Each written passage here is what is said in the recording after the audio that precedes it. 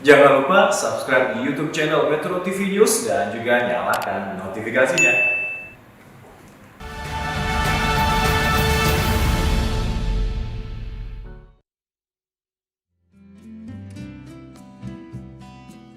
Pemirsa, pertumbuhan ekonomi Indonesia menunjukkan angka yang menggembirakan meski krisis global masih mengancam.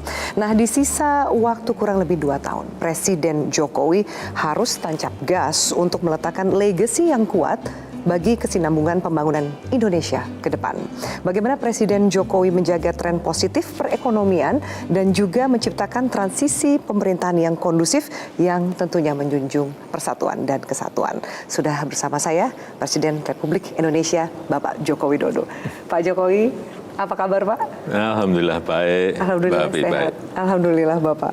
Seperti yang tadi di awal Pak, kita tengah bergembira melihat pertumbuhan ekonomi Indonesia saat ini. Di triwulan kedua, angkanya mencapai 5,44%. Angka ini jauh di atas rata-rata negara ASEAN, bahkan beberapa negara di dunia. Banyak pihak yang memuji kemampuan Indonesia.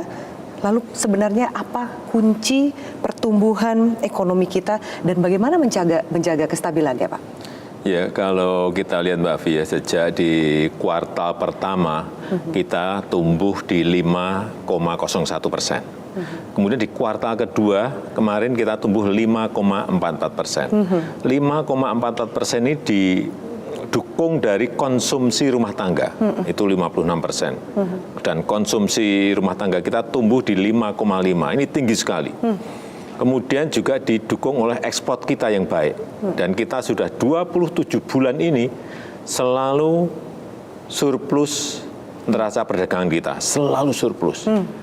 Kemudian juga didukung oleh investasi yang juga meskipun kondisi global baru sempoyongan, tetapi investasi masih masuk ke negara kita dan selalu di atas dari target yang sudah kita berikan. Saya kira kalau ini bisa kita rawat, kita pelihara situasinya seperti ini, kita akan tumbuh di atas rata-rata dunia yang hanya 3,2% atau di negara-negara G20 kita ini paling tumbuh paling baik dan inilah yang harus kita syukuri, tetapi juga tetap harus kita waspada, harus hati-hati terhadap situasi global, situasi eksternal yang tidak mudah. Nggak mudah karena ketidakmudahan itu bagaimana Bapak menggambarkan ketika secara dalam negeri kita menikmati hasilnya, Bapak katakan tadi 27 bulan neraca perdagangan kita surplus, sementara di luar ini ancaman resesi, inflasi global masih mengancam, masih membayangi kita, Pak. Ya, kita harus ngomong apa adanya ya, sangat sulit dan sangat tidak mudah. Dan bahkan banyak yang berhitung tahun depan itu akan gelap. Dan inilah yang harus terus kita kalkulasi, kita hitung. Saya selalu menyampaikan kita nggak bisa lagi sekarang membuat policy makro saja atau mikro saja, tetapi semuanya harus angka-angkanya harus masuk ke detail. Artinya makro ya, mikro ya, dan harus detail. Dicek betul, lapangannya dicek, di cross check dengan angka-angka yang kita miliki. Sehingga dari situlah kita bisa mengevaluasi, mengkoreksi dari kebijakan-kebijakan yang kita ambil. Dan yang paling bahaya memang kalau nanti global ini betul-betul semua negara resesi, permintaan ekspornya pasti akan turun. Kemarin di semester 1 kita itu surplus perdagangan kita itu 24,8 miliar US dollar. Besar sekali, hampir berapa? 360-an triliun rupiah. Kan angka yang gede sekali dan sudah 27 bulan kita selalu surplus neraca perdagangan kita. Pak, bahwa kemarin juga selamat untuk Indonesia yang menerima penghargaan Pak Jokowi dari International Rice Research Institute atas keberhasilan sistem ketahanan pangan dalam swasembada beras. Akhirnya gitu ya Pak, kembali lagi gelar itu ke Indonesia. Apa yang dilakukan pemerintah sampai kemudian akhirnya kita mendapatkan penghargaan itu, dan arti penghargaan itu sendiri bagi Pak Presiden dan bagi Indonesia di tengah situasi ancaman krisis pangan ini?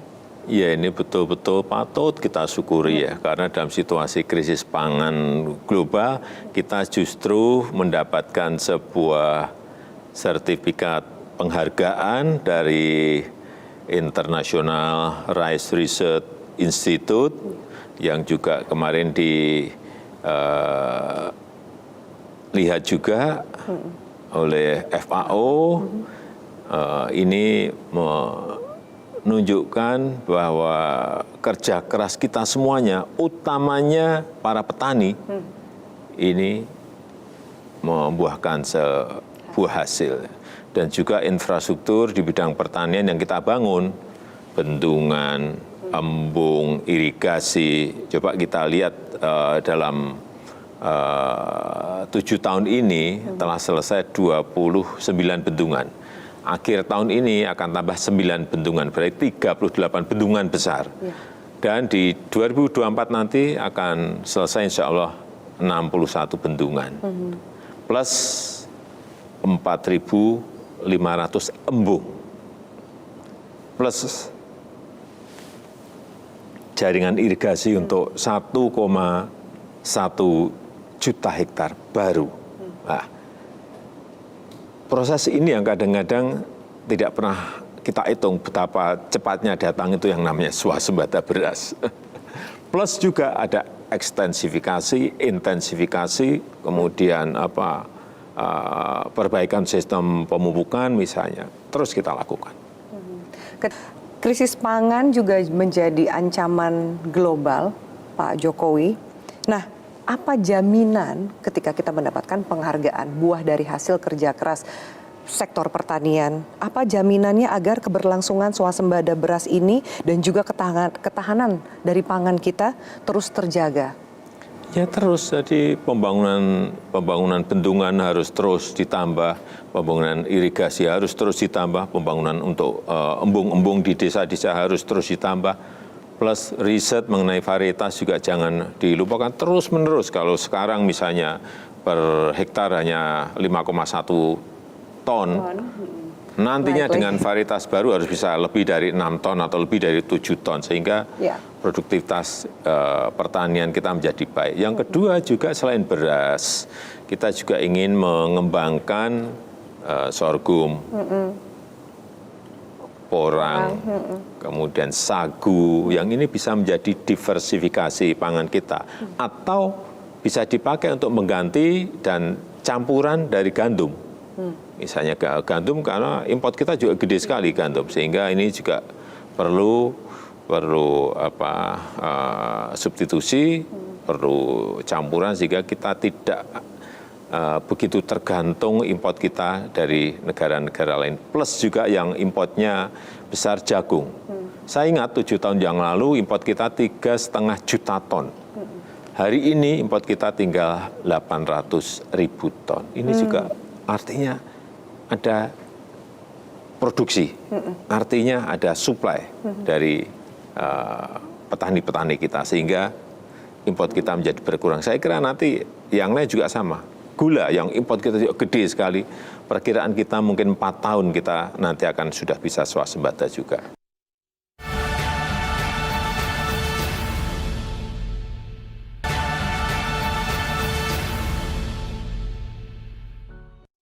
Didukung oleh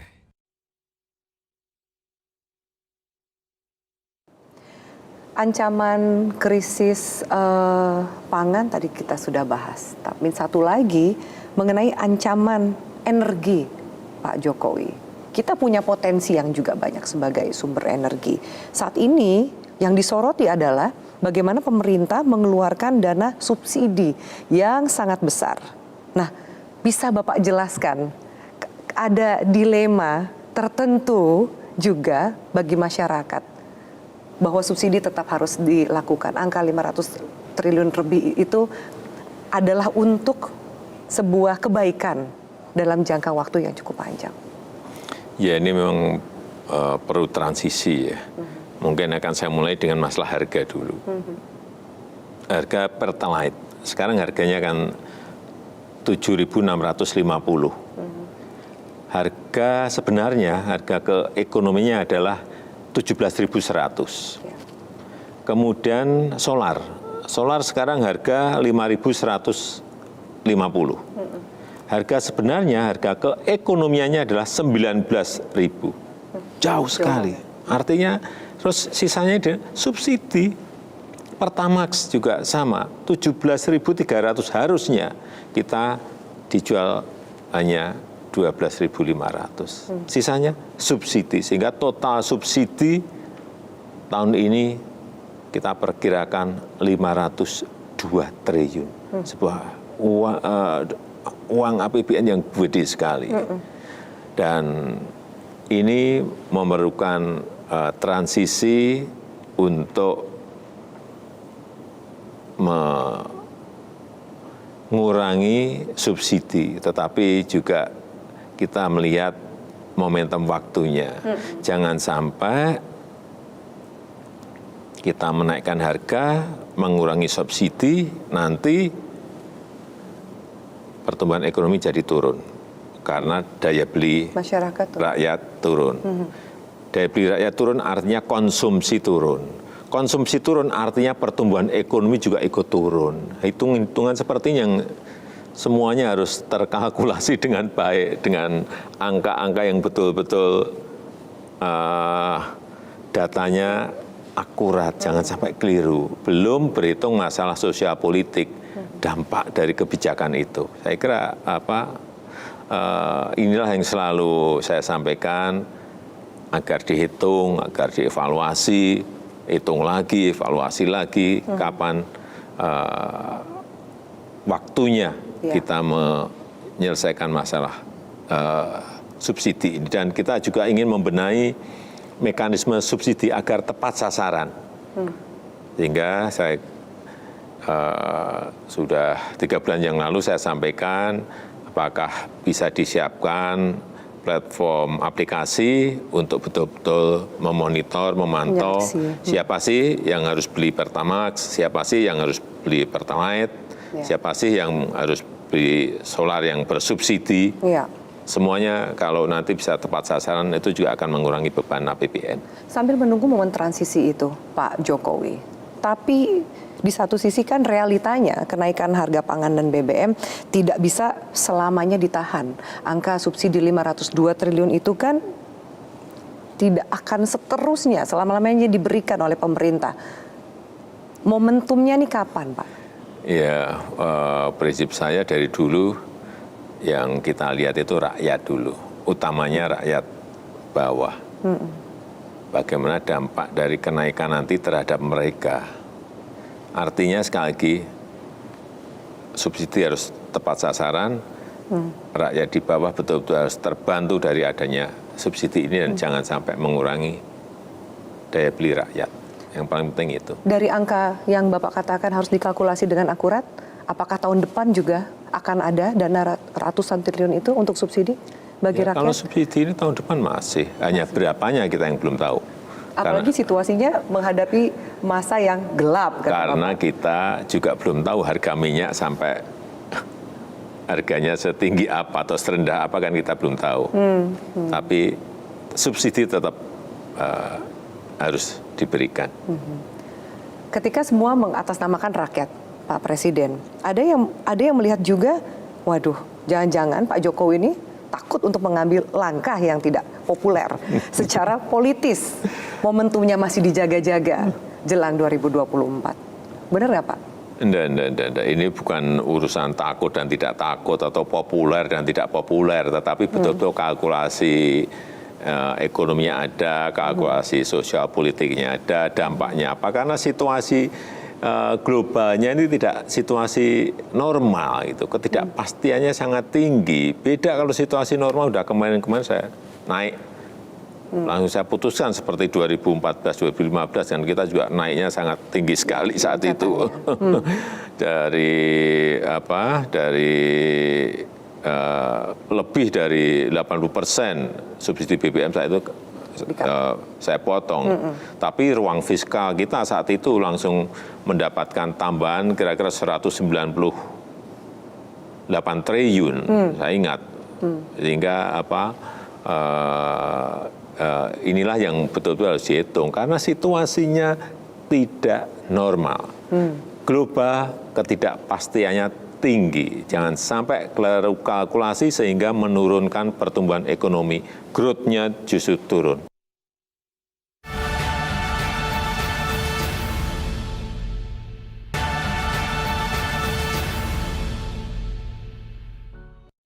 Didukung oleh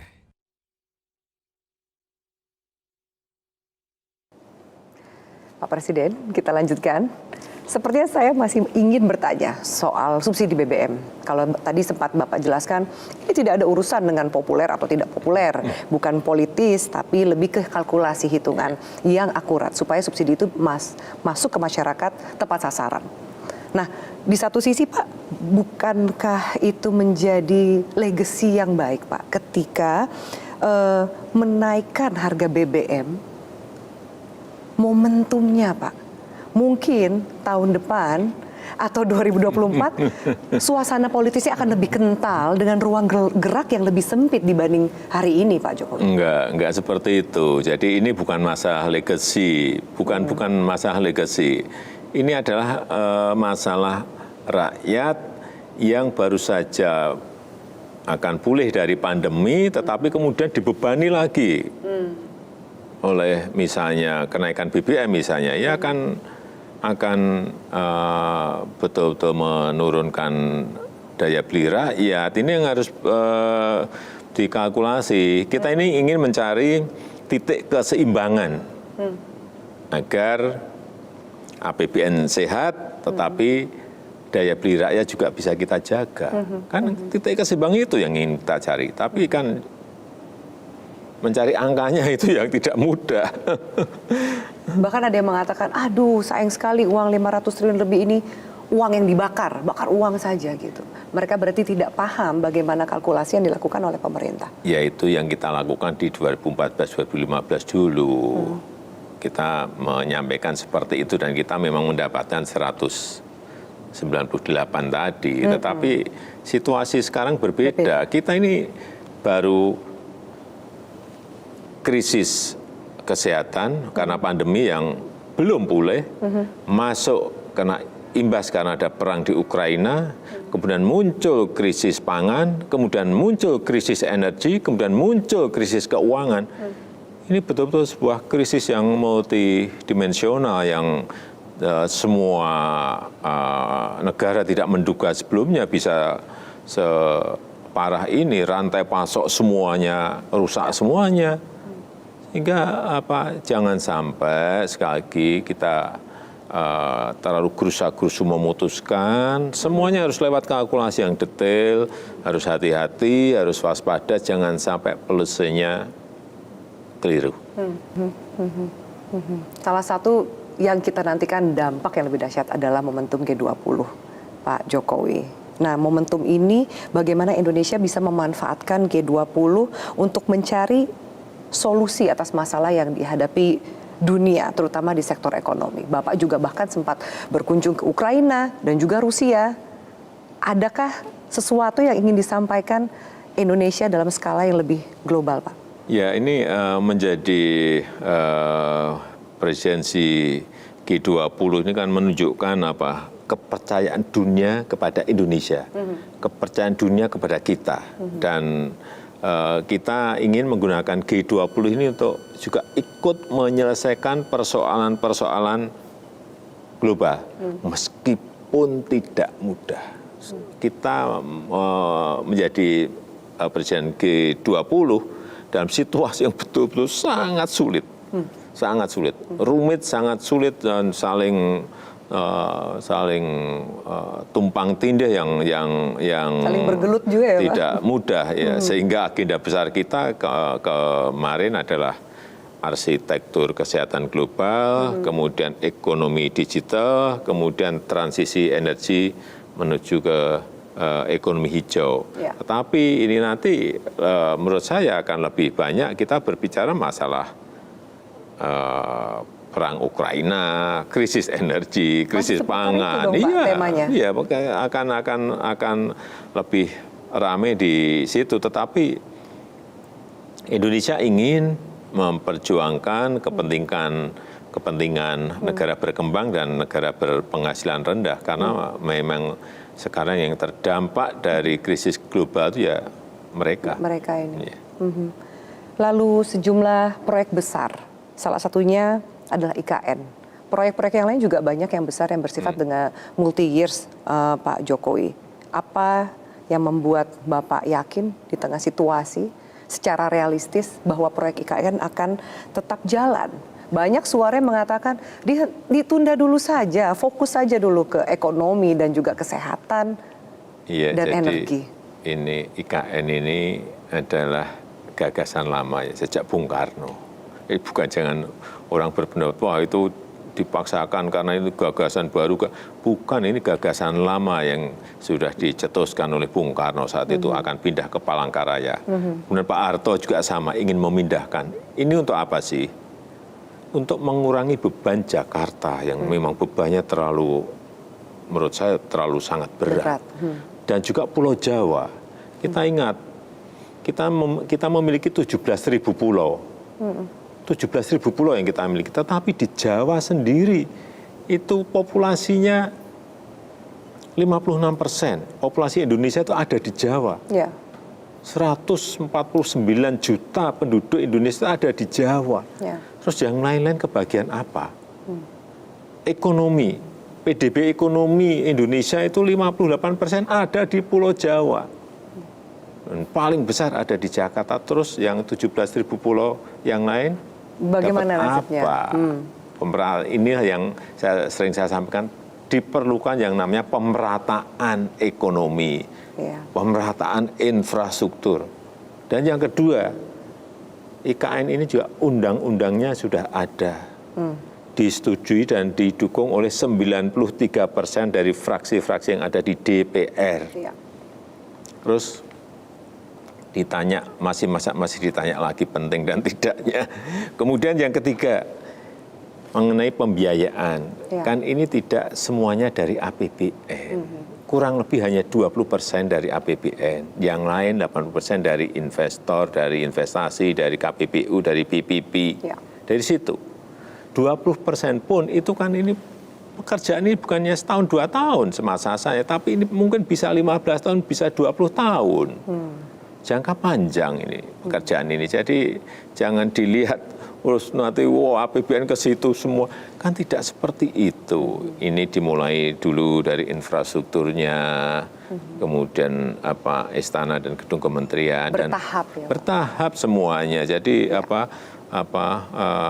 kita ingin sekali lagi mengurangi beban Pulau Jawa, ingin mengurangi beban Jakarta, dan kita ingin pemerataan. Baik. Bukan Jawa sentris, tapi Indonesia sentris. Terakhir Pak, ini tema HUT ke-77 Republik Indonesia. Temanya seakan-akan menjadi sebuah kesimpulan dan juga motivasi yang kita rangkum dalam kalimat pulih lebih cepat, bangkit lebih kuat. Apa maknanya Pak dari tema ini? Ya kita ini kan baru 2,5 tahun ini agak turun semuanya kegiatan-kegiatan masyarakat karena pandemi COVID-19. Nah ini momentum karena kita sudah pulih, sudah 431 juta dosis vaksin yang kita suntikkan kepada masyarakat, baik dosis 1, dosis 2 maupun dosis ketiga booster, sehingga inilah momentum kita untuk kembali memulihkan ekonomi kita. Untuk bangkit lebih baik dan lebih kuat dari sebelumnya. Momentumnya ini hanya memang tantangannya tidak mudah karena global yang baru krisis. pangan, krisis energi, krisis keuangan, dan beberapa negara sudah masuk kepada jurang resesi ekonomi. Amin. Terima kasih banyak.